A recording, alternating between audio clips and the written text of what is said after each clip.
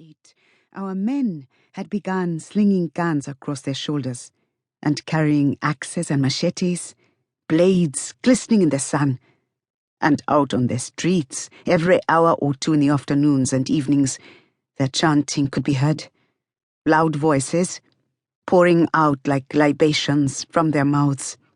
Biafra win the war!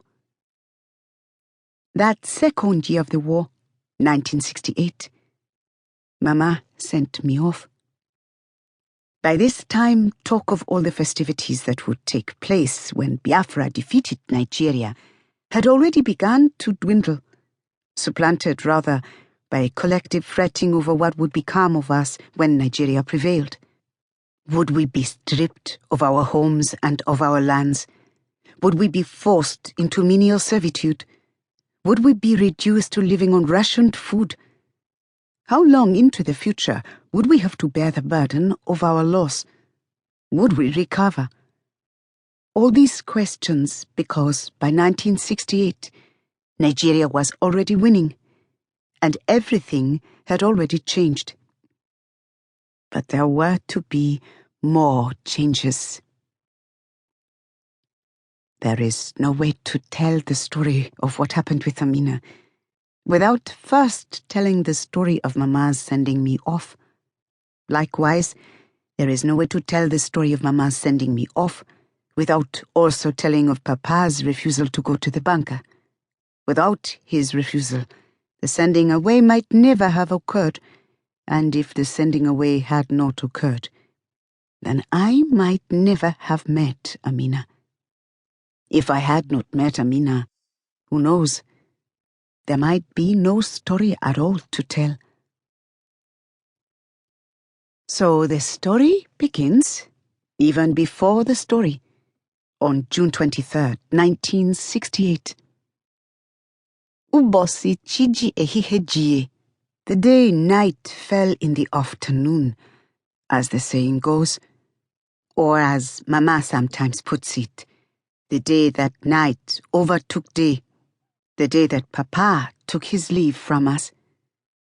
It was a Sunday, but we had not gone to church that morning on account of the coming raid. The night before, the radios had announced that enemy planes would once more be on the offensive for the next couple of days at least. It was best for anyone with any sort of common sense to stay home, Papa said. Mama agreed.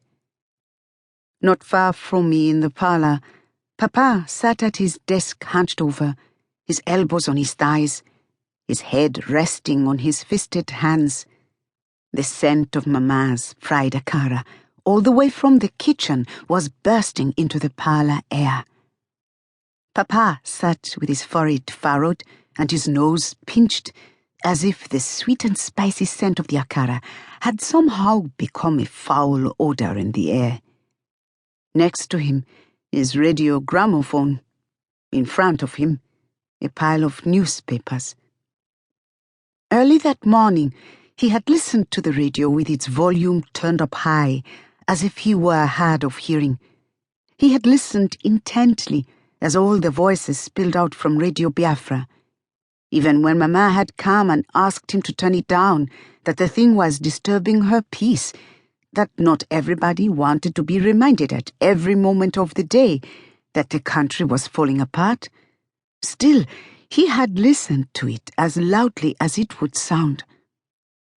But now the radio sat with its volume so low that all that could be heard from it was a thin, static sound, a little like the scratching of skin.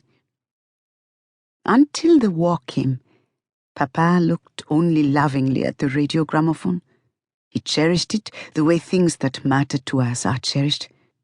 Bibles and old photos, water and air.